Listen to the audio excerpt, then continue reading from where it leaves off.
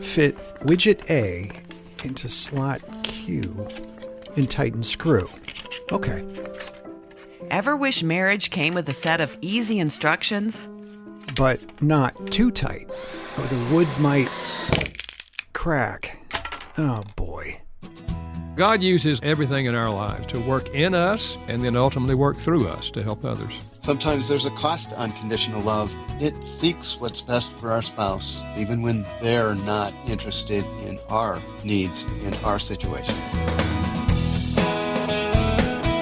Welcome to Building Relationships with Dr. Gary Chapman, author of the New York Times bestseller, The 5 Love Languages. Today, we present a simple guide to making marriage better from the co-authors of a new book that just might be the key to a relational reset. And on this final summer best of broadcast of Building Relationships, we're going to talk about a simple guide for making marriage better. Quick practical insights every couple needs to thrive. You can find that book at buildingrelationships.us. And Gary, I think this is going to be a fun program because not only do we get to hear some practical help for marriage, we get to meet a man who has worked behind the scenes of your ministry for a lot of years. Well, you're right, Chris. John Hinkley and I have worked together. Oh, John might remember the exact year, but it's been a long time, I know that. And he's helped in many, many ways. Works for Moody Publishers, and I was really glad that he joined with me in writing this particular book. So I'm excited about our conversation today. Well, let me introduce our guest, John Hinkley. He and his wife, Triss, have been married for more than 40 years, and they have 3 adult children. For the last 35 years, he's worked for Moody Publishers in Chicago, where he currently serves as an acquisitions editor. John and Triss live in Northwest Indiana and serve together as directors of their church's counseling ministry. And our featured resource is the book by John and Dr. Chapman, A Simple Guide for a Better Marriage. Quick, practical insights every couple needs to thrive. Find out more about it at buildingrelationships.us. Well, John, welcome to Building Relationships. Thank you. It's such a privilege and a blessing to be on this program with you, Gary. Appreciate it. Yeah, we haven't done this before. We've done a lot of conferences together, but we haven't done the radio program before, so it's great to have you. Now, you and your wife, Triss, have been married for more than 40 years. So take us back to the early days and what drew the two of you together in the first place. Yeah, well, we met in college 43 years ago. We met through a mutual friend. And, in our book, Gary, we talk about opposites attracting.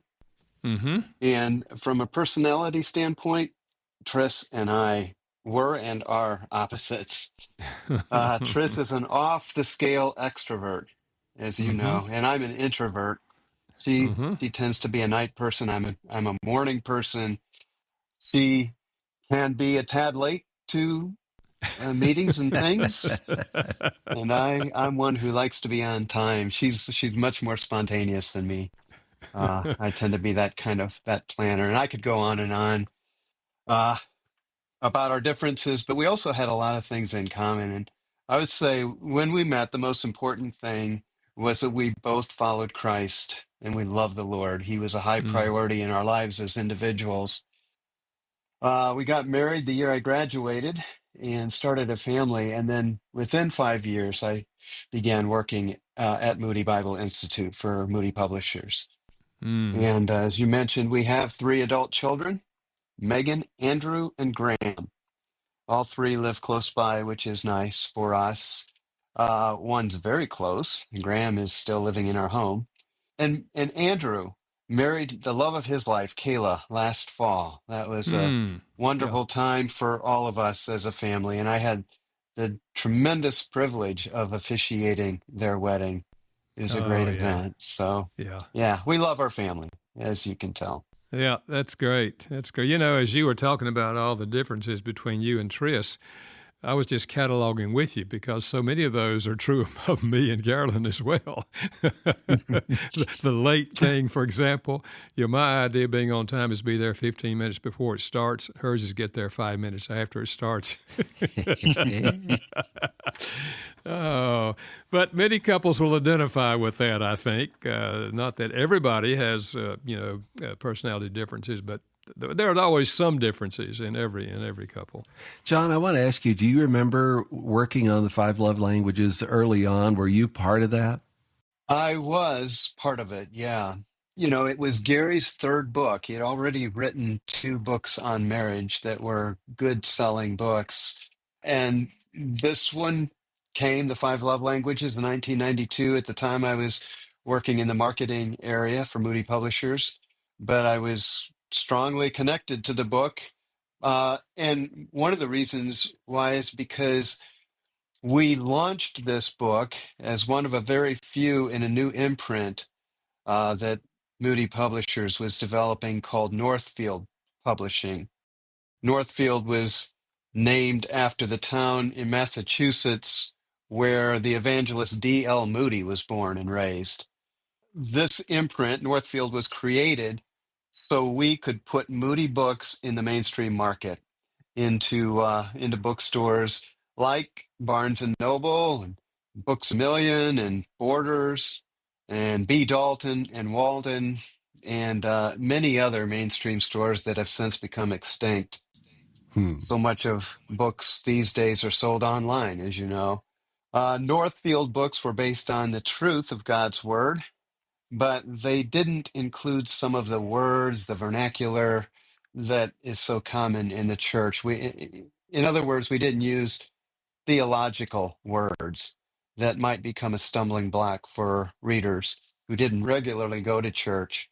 So the books were kind of considered pre-evangelistic. Yes.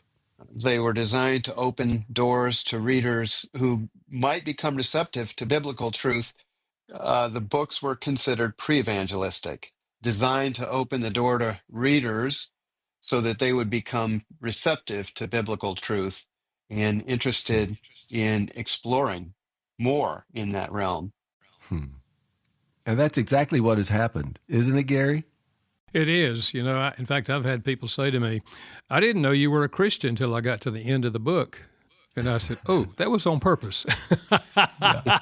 Because I wrote with non-Christians in mind, because listen, they have the need to feel loved, just like Christians have the need to feel loved. And at the end of the book, of course, what I said essentially was, I'm giving you information on how to effectively express love to your spouse. I can't give you motivation, but I can tell you where my motivation came from. And I give my personal experience, my relationship with God, and that God loved me. I responded to God's love. And then the scriptures say the love of God is poured in our hearts by the Holy Spirit. So Christians have outside help in terms of having a good marriage. But I also want to reach non-Christians with the message. And so, it's been very, very encouraging to see the way God has used that particular book through the years. Well, I'm looking forward to this conversation about a simple guide for a better marriage, quick practical insights every couple needs to thrive. And here's the thing, bringing 100 years of marriage to the page, you and John teamed up. You have 100 years of experience. It doesn't mean I've been married 100 years, but together we've been married, if you count my 63 years and her 63 years, how many is that? I'm not good at math. 126. Okay. Carol and I had real struggles in the early days of our marriage. I've shared those sometimes on the program. And I looking back on it, I just feel like God led us through all those painful years, early years, because he was preparing us for what he wanted us to be doing, later on. I wouldn't have had empathy for people if I never had any struggles in my own marriage. I'd say, what'd be wrong with you folks? Just snap out of it and have a good marriage, But I remember when I had those feelings of, I don't know, I may have married the wrong person. I mean, it's just not working. We're too different, All we're doing is arguing with each other. And man, I mean, those are painful times. And but God has used all of that to give me great empathy for people who are struggling in their own marriage, and a deep desire to impact those people in a positive way, and to bring hope to their situation. Sometimes I've said in my office to people that say, we just don't see any hope. We just don't know how this could ever work. And I say, well, I can understand that, but I'd like to ask you a question. Would you be willing to go on my hope for a while? Because I have hope for you. I've been where you are, and I've helped a lot of other people who've been where you are, and I have great hope for you. So, God uses all of everything in our lives. I think He uses it to work in us, and then ultimately work through us to help others. Hmm. Yeah, well said. I like the way you put that, Chris. More than 100 years. Hadn't really thought about that from a marketing standpoint, but between Gary and me and our marriage length of time, it is over 100 years of experience and wisdom packed inside this book. Mostly, of course, it's Gary's. I'm more than 60-40. Obviously. It's more like 90-10. Well, that's your perspective, John. I've said this before. I don't think I would have written this book if you hadn't helped me with it. So I'm very grateful for that. Let me ask you this, John. What are some of the ministries that you and Triss, your wife, are invested in that support healthy marriages? Well, I would start with my ministry with Moody and the privilege I have of working with you, Gary, and in the past, some other authors who have written with the purpose of benefiting or building up relationships, whether it be marriage or family or parenting, even workplace. So I've considered my job at Moody to be a ministry that really is putting very impactful books into the hands of people who, if they read them, will strengthen them, benefit them in their relationship, first and foremost with God, that vertical relationship, but then also with the people in their lives, in their homes, in their workplaces, their churches, whatnot. So Moody has been a great ministry to be involved in. The other ministry is our church, our local church. Tris and I have been part of this church that we're at for just about as long as I've been at Moody. And we served in a variety of different ministries within the church. But for the last dozen years or so, we have served in our church's counseling ministry. Our church started that back in the early 2000s. It's a lay counseling ministry, peer to peer, where we have volunteers from our congregation who serve, who get trained, who read books, go to school, learn things, and then put them to work with others within our church, but goes way beyond our church to our community as well. And it was just 5 years ago now that our church asked Tris and me to come on staff and to serve as the directors of this counseling ministry, a part-time role here at this church. And so we have been immersed even more in counseling. From the beginning, Tris and I kind of focused on counseling couples. That's what we did most of, and that hasn't changed. Our ministry has been enhanced by that fact that we're working with couples that, there's been a lot of overlap between what I do here at the church and what I do at Moody. Yeah. But anyway, at the moment, we serve with a team of about 20 lay counselors, and it's been such a privilege to have men and women who love the Lord and are really willing to sacrifice time and energy to come alongside and walk well with people who are struggling at whatever Yeah. place in life. That's fantastic. John, I hope that our listeners who hear what you just said and they're active in a church, that they will think in terms of, is this something our church could do? Mm-hmm. Because I believe there are a lot of lay people out there that would be open to helping other lay people. And they are studying books, they are going to conferences, they are learning things that would be helpful to others. And yet they feel like, well, I'm not a professional, I'm not a certified counselor, so I don't think I could do that. Listen, people can help people. if you've learned some things, you can help people. So I really appreciate what you and Tris have done through the years here in your own church.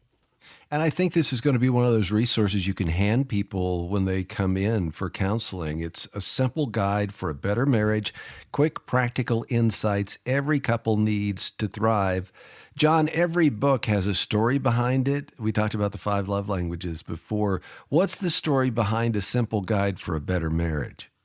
Yeah. First of all, I got to give credit where credit's due. This is primarily Gary's book, and he's really, in a sense, been writing it over his life. It all started one evening when we were out in Grants Pass, Oregon, together for a conference. He and I went to dinner together at a restaurant that night, and he told me about a series of articles that he had written for a monthly magazine. It was a rather extensive collection.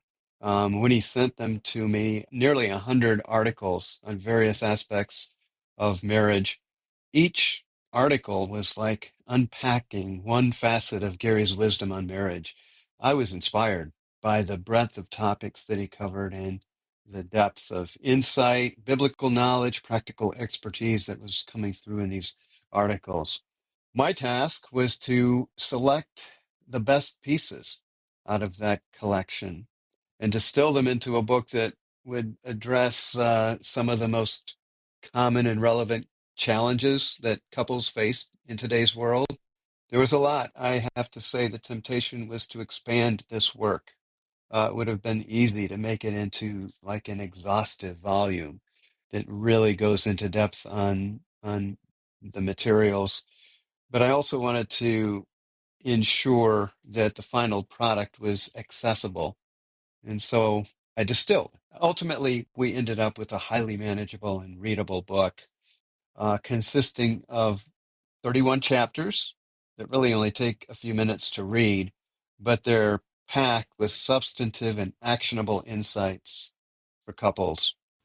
I think the other thing, John, that I really appreciate is at the end of each of those chapters, you created questions or things that they could do to apply whatever the topic was in that chapter. So it's really, really practical. And I'm super, super excited about this book, Chris. I think it's a readable book. I've found that in today's world, people are not into reading long chapters in books, at least many people, a lot of men especially. So these are short chapters, but they are pointed chapters, really focusing in on aspects of a marriage that anyone can identify with. So I really think this book has great potential for helping people. I wish I could put it in the hands of every couple in the country. That's how I feel about it. It's an easy read, but it's dealing with issues that couples will be able to, oh yeah, that makes sense. Let's try that. Really practical things that will make a change in their marriage. Yes. Could you give me an example of that, Gary? The oh yeah, I think we could implement this, because you're talking about better, making your marriage better, and that is everybody. All of our marriages can be better for those people who are married, right? Yeah. Well, I think one would be the chapter on conflicts and how to resolve conflicts, because there are many people have never learned how to resolve conflicts. Every difference they have, they argue about, because he knows he's right and she knows she's right. And one of the things I say is, listen, every couple has conflicts because we're human.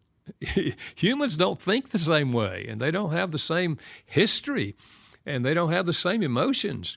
So coming to respect the other person as a human, and say, okay, honey, I want to hear your side. Tell me, let me try to understand where you're coming from.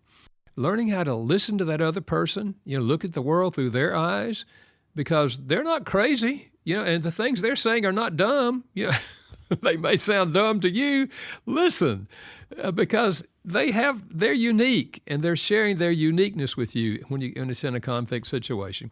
And if you listen long enough and ask questions about where they're coming from, and let me make sure I understand what you're saying, you can honestly say to the person, your spouse, and you say, honey, when we first started this, I really did not see your position, but now I can see how you would think that. And I can see how that makes sense.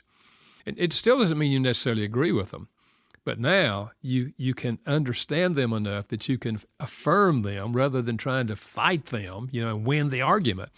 And then they listen to you with that same openness to trying to understand your perspective. And then you can both say, honestly, honey, how we see this, it makes sense, it's just that we have a difference, but how can we solve the problem? Mm. And you spend your energy solving the problem rather than trying to win an argument. Because if you win the argument, they lost. No fun to live with a loser, so why would you create one?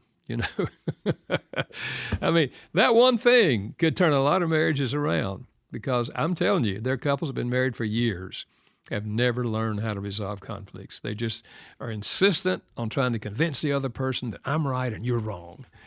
And you're never going to get a good marriage if that's your attitude. So yeah, that's an example of how practical the book is. John, tell me your perspective on conflict. Well, we deal with conflict in the book in a whole section of I think it's 6 chapters. We talk about conflict and anger and other things. And one of the things that we say that is a bit ironic, that may catch some readers off guard, is that conflict is really actually good for marriage. It's good to have conflict as long as you keep your eye on the goal. The goal isn't to eliminate differences of opinion or differences in personality. It's about learning to work together as a team and allowing your differences to complement each other to lead to a greater good. So conflict is good. There is a lot that can be learned and a lot that can be used to deepen marriage. The danger, though, of course, there's dangers. It's not hard at all for conflicts to escalate and become arguments, and then you're attacking each other and building up that wall, that barrier between you, or fleeing from one another. So you have to be careful. Arguments don't tend to end well, but conflicts, when handled right, do tend to end well, and a couple can actually grow closer together. I think that's going to be eye-opening for somebody driving down the road and they're looking at their spouse, or they're thinking about their spouse, husband or wife. Is we fight all the time, but why do we have so much conflict? That it can be actually a positive thing in your relationship. And that's one of the great things about this book, A Simple Guide for a Better Marriage, quick, practical insights every couple needs to thrive. You can find out more about it at the website, buildingrelationships.us. Again, go to buildingrelationships.us. John, throughout the book, you and Gary talk about unconditional love, and that gets thrown around a lot these days. I want to know, from a practical perspective, what does that mean, unconditional love? I think it's really demonstrating God's love in marriage. We don't have to earn his love. He gives it to us freely. And even when we're unlovable, he loves us, tells us in his word that he loves us and that he wants us to emulate his love. And 1 John 4:11-12 says, "Beloved, if God so loved us, we also ought to love one another. No one has ever seen God. If we love one another, God abides in us, and his love is perfected in us." So this is what it means, I think, primarily to love unconditionally. It's selflessly. It's not loving the other person expecting something in return.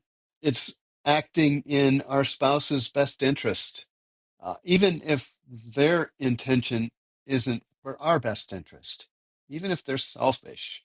Loving them in this way unconditionally as God loves us means loving a selfish spouse, and doing it in a selfless, other-oriented manner. So sometimes there's a cost to unconditional love. It seeks what's best for our spouse, even when it costs us, even when they're not interested in our needs and our situation. Yeah, I think another thing I would just throw in there is that sometimes we feel like if I don't feel love for them, then I don't love them. But that's not necessarily true. You don't have to have love feelings or positive feelings for your spouse to love them. I mean, love is a choice. There's an emotional aspect to it. But And I say this because a lady once asked me, can you love your husband if you hate him? And I had to give some thought to that. But I think you can.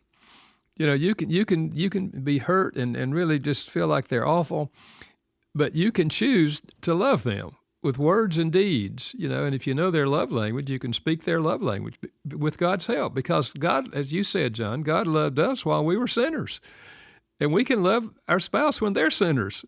And love's the most powerful thing you can do for a person. And with the help of God, you can actually be God's agent for loving that person, even when you have negative feelings for them. And we can't change them, but we can influence them. And unconditional love is the most positive influence you can ever have on a spouse. And we can't guarantee that they'll all turn around and come back and love you, but I can tell you I've seen many, many, many times they do turn around because they know they don't deserve the way you're loving them. And when you do it over a period of time, they realize, oh man, they're sincere. I mean, they really care about me. And it draws them because we love God, the Bible says, because He first loved us. So that principle works in a Christian marriage as well. Thanks for joining us for the Building Relationships with Dr. Gary Chapman podcast. He's the author of the New York Times bestseller, The 5 Love Languages.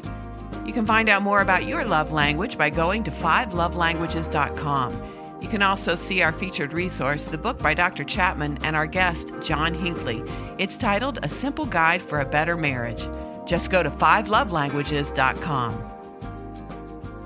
John, add to what Gary was saying about unconditional love. Yeah, it involves asking questions, and his 3 questions are the right ones that any of us as spouses should be asking. What can I do to help you?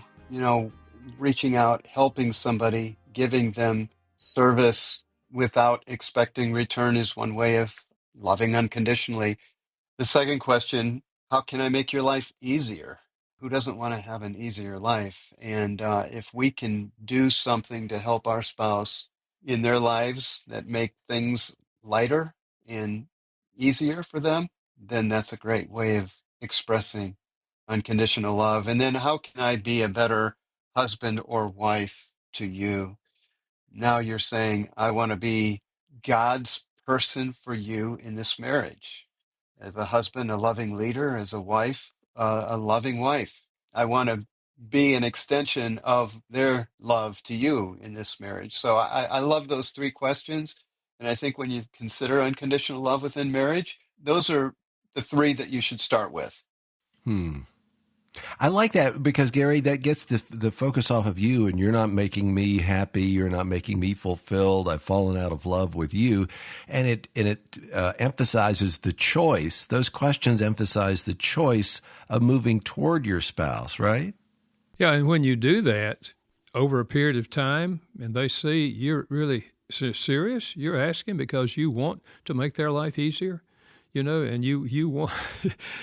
they're likely to start asking you those questions because it's never a one-way relationship. Our behavior affects the other person, either negatively or positively. So that's why I think it's super, super important. John, I think another area we discuss in the book is the whole area of communication. Of course, we're talking now about loving, but communication, it seems so simple, talking and listening. What's one thing that in any of these chapters that we have, because we have several chapters on the whole thing of communication, that you would want to share with our listeners today? I like the way you say communication is speaking and listening. And I think effective communication, one thing that we stress in the book, is that it really starts not by speaking, but by learning to listen and listening to more than just the words. There's a whole set of nonverbal communication cues that happens when communication is taking place. And so you need to be observant and alert to other things like what's behind the words. Try to grasp what is behind the words that are being spoken. We talk a lot about empathetic listening throughout the book, and that really is something that is essential to marriage health. What it means is it's putting yourself in your spouse's shoes and seeing the world from their perspective. This means that we listen deeply. We try to get at what our spouse is thinking, feeling, and believing.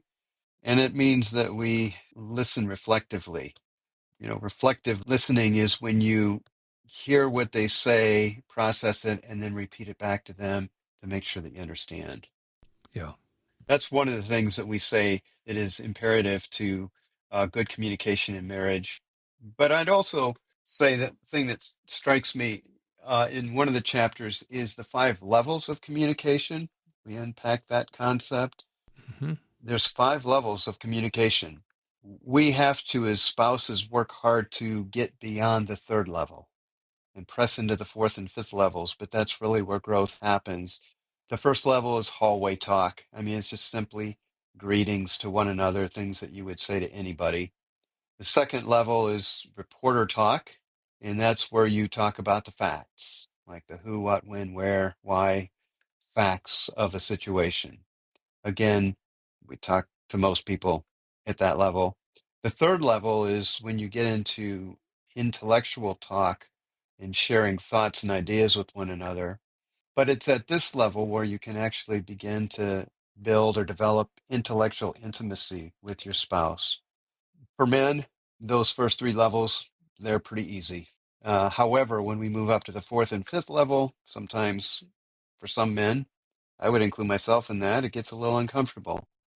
The 4th level is emotional talk, and that's where we talk about our feelings, opening up to what we're feeling and our emotions, which can be a little bit scary sometimes, especially for men. It's not easy to identify emotions or feelings. There is an app out there called How We Feel that's been useful for this purpose, and really it's something that you can use if you're stuck and don't know how to describe a feeling that you have. It can help with that. But the fifth and highest level of communication is called genuine truth talk. And that's when you're being honest and not condemning, and you're being open, not demanding. At this level, a couple can cultivate spiritual intimacy. It's where they are free to speak the truth in love. Like Ephesians 4:15 says, which it says, speaking the truth in love, we are to grow up in every way into him who is the head, into Christ. So greater intimacy is developed through communication, and communication happens on 5 levels. And we're encouraging spouses to move up that ladder and to work at developing each level. It can be a sequential thing, and it's not that somebody's going to jump in and do all 5 at once, but they can learn to share their emotions, and as they do that, it opens the door for speaking the truth, really getting to the heart of things. And really, when we're talking about communication, understanding the heart is so important. Yeah. John, I encounter many couples who say, we just never talk much except about logistics. Who's going to pick up the kids at school and which restaurant you want to go to. And one of the things we deal with in the book is just learning how to ask questions, It's just simple daily things, for example. Tell me something that happened today that you really enjoyed. Oh, well, tell me something that happened today that was really hard for you. Yeah. Or if you could relive today, is there anything you'd do differently? Just questions that people don't even think about asking, and we list a lot of these in the book. And the other thing is just getting to know each other. Sometimes we've been married 20 and 30 years. We don't ever talk about our past. But what if you ask questions about, honey, what do you remember about elementary school? Or, what were the positive points about your father or your mother? Or what were the negative points? Just getting to know each other. Because if we ask questions about their history and things that they're looking back, and we're interested, the fact that we ask questions shows we're interested. It's amazing what things you can learn about each other. Marriage is about sharing life with each other. So, and questioning is a big part of that. So that whole communication thing, I think we have 4 or 5 chapters on that whole area. So I love it. It's going to be helpful, and I'm listening to this as a man who has my whole life tried to not feel anything. You know, it's like I don't want to. You ask me how I feel about something. I don't want to feel anything. It's threatening to me. And I saw this video the other day of a man. He looks like he's in his late 40s, maybe 50s, and he's just sitting out back. This probably is an actor doing this. Because then the teaching comes on after that. So it's probably an actor. But the fellow his wife comes out and says, "What are you doing?" And he said, I'm just sitting here thinking about this spool of wire. When we were first married, this thing was full, it was a full spool of wire, but now there's only a little bit left. I'm going to have to get another spool of wire. And I was just thinking about, he's trying to communicate something deep. And she says, "Oh, I don't remember what she says. She says, that's dumb," or whatever, and he gets up and walks away. He gets up because he shuts down. He's sharing something from deep inside as he's just sitting out there. And that can happen on either side, for the husband or the wife can shut down the feelings of the other person. And you don't want to do that, right, Gary? Yeah. Tell me about it. Yeah. So he says something that doesn't make any sense to you at all, but rather than saying, "Well, that's stupid," or "I don't know what you're talking about," he says, "Well, tell me about it." Ask questions. They've got something on their mind when they say something you don't understand. If you ask questions, you'll learn where they are and where they're coming from. This whole thing, the scriptures say that a husband and wife are to become one flesh. I mean, it's deep, deep intimacy. It's sharing life on every possible level. And that's where the marriage really finds its meaning, when you have that sense that we're connected. Communication's a big part of that. I mean, listening and talking about all kinds of things and sharing life with each other and emotions with each other, all that. Exceedingly important. All right, let's get really, really practical for somebody who's listening today and there's some pressure in your marriage. You're married to somebody who works all the time. There's financial stress in your marriage. There's stress with the kids. How can couples manage those challenges without having them damage their relationship? John, you first. Yeah, I think when couples keep their priorities in alignment with God's design, I think that is one of the ways that they can tackle these challenges. And really, it starts with putting God first. God always needs to be at the center of marriage and all of life and relationships, for that matter. We often use an equilateral triangle. That's one that has the same length on all sides to illustrate the principle of keeping God at the center of marriage. He's actually at the top of this triangle at the apex, and the husband and wife are at the bottom two corners. The triangle teaches us that as both husband and wife move closer to God, they're moving up the triangle, up the sides toward God. Their relationship is not only growing closer to Him, but that it's also growing closer to one another. So the closer a couple gets in their relationship with God, the deeper and more meaningful their relationship as husband and wife are. So we encourage couples to put God first, press into God, grow in your knowledge of Him, your faith and trust in Him, your love for Him, and obedience as well. And then, second to God comes the marriage, your spouse. After your relationship with God, your marriage needs to be the second highest priority.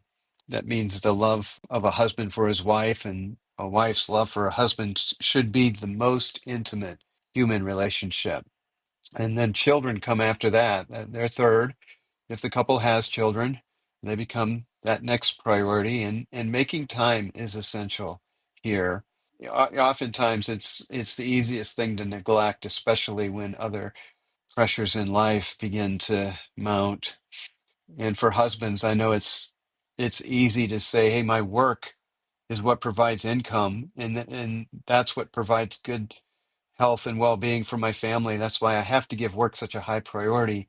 And there is some truth to that, but financial security does not necessarily equal relational security. I'm sure you've heard the old adage that on a deathbed, you never hear somebody say, boy, I wish I would just have spent more time focusing on my work. It's always their Mm. family. Mm. So ultimately, investing time in growing and nurturing your family in the Lord is far more valuable than work. And then fourth, after that would come career and finances. Some might even put church into this fourth bucket. Regardless, couples need to resist the temptation to put that level higher than the other three. That's sometimes the easiest one to elevate, but it must always stay in its proper position there after God and family.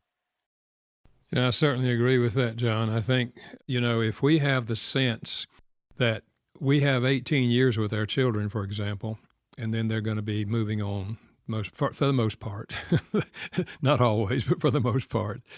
Whatever we're going to do, the kind of relationship we're going to build, it has to be built during those 18 years. And it's either going to be positive, it's going to be negative.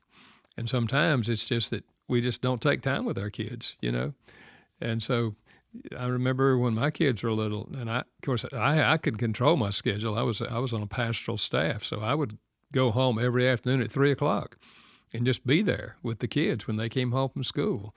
Spend some time helping them with their homework if they needed it, and then playing games with them and all that sort of thing.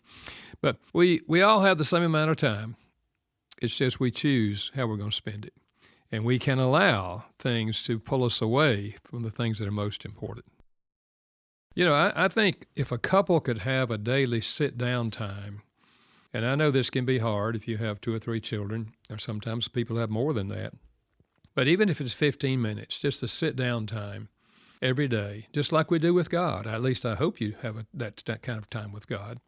We sit down with God. We sit down with each other and say, honey, tell me 3 things or 2 or 3 things that happened today and how you feel about them. And they just share. They can be simple things. They can be positive things. They can be negative things. It's just something that happened and how you feel about it. We're just sharing life together. We're walking through life together. And what I would also encourage, and I do this at all of my marriage conferences, is that a couple share one book every year on marriage with each other. And here's what I mean by share. You each read the same chapter, and then you say, what could we learn from this chapter? And this is a great book to do that way because it's 31 chapters on 31 important issues. If each of you reads that chapter and then you say, what can we learn from that chapter? I predict that by the time you finish that, you are going to be throughout the whole thing, you're going to be growing in your marriage. And I just say, do that the rest of your life. One book every year. You share one book every year on marriage with each other. It's just a practical way of continuing to grow because the book is an outside voice talking about a particular aspect of marriage and giving you a chance to respond to that voice. And you can disagree or you can agree with the voice, but at least you're discussing that concept with your spouse. So that's one of my suggestions and one of my hopes for this book is that couples will use it because it's, as we said earlier, it's an easy read. It's geared toward being practical. And I think any couple, whatever their background, will profit a lot as they work through this book. Well, John, as we know, a lot of people buy books on Amazon. So let me ask you this. What messages would you like to see on Amazon about this book? What is your hope? Amazon comments are, of course, very important. I'd love to see somebody on Amazon say they read the book and it revolutionized the way they view their marriage and gave them some practical guidance and advice that really made a difference. And, marriages are either growing or they're regressing, they're never standing still. It's vital that we be about growth. My hope is that this book stimulates growth and maturity in couples, individuals, as they really prioritize their relationship. I also would want to see that it would deepen their relationship with God. As mentioned before, focus on their personal relationship with Jesus first. I would hope that it would prompt some people to do that, and then that would lead a couple together to mutual relationship with God, where they are working together on their spiritual lives, through the spiritual disciplines and reading God's word together and discussing that and praying together. I think that praying together is so important. You can't overstate the positive impact of it. One study says that couples who pray regularly together have a divorce rate of less than 1%. Mm. So I'd hope that this book stimulates prayer among couples, and that if they've never read the five love languages, this includes a chapter on the love languages. And I would hope that it would turn on some lights for them and then encourage them to take the next step of buy the book and read it and understand it even more. And then maybe take the next step and buy the five love languages premium assessment for husband and wife and really dive deeply into understanding the love languages. And on the flip side of that, the last thing I'll say is I would hope that they would say that the apology languages is a concept that is deeply meaningful for them. When you damage your relationship in some way, it's very important that you understand your spouse's apology language and offer an apology that's meaningful to them immediately. In the process, hopefully, then they would forgive you for whatever it is that you did. So that's my hope. I'd love to see some five-star Yeah. reviews, but if that happens, what I just mentioned, then I'd be very happy. Yeah. Well, John, I've told you this before. I really appreciate you joining me in writing this book, and I'm excited about the possibility of what you just shared really happening in people's lives. And I want to also thank you for being with us today on Building Relationships. Thank you. It's been a wonderful privilege to be with you. And if you want to find out more about this excellent resource, go to buildingrelationships.us. Again, the title is A Simple Guide for Making Marriage Better. Quick, practical insights every couple needs to thrive. Just go to buildingrelationships.us. Next week, our new season of programs begins, and if you or someone you know has experienced trauma of some sort, don't miss that conversation next week. A big thank you to our production team, Steve Wick, Janice Backing, and Merle St. James. Building Relationships with Dr. Gary Chapman is a production of Moody Radio in association with Moody Publishers, a ministry of Moody Bible Institute. Thanks for listening.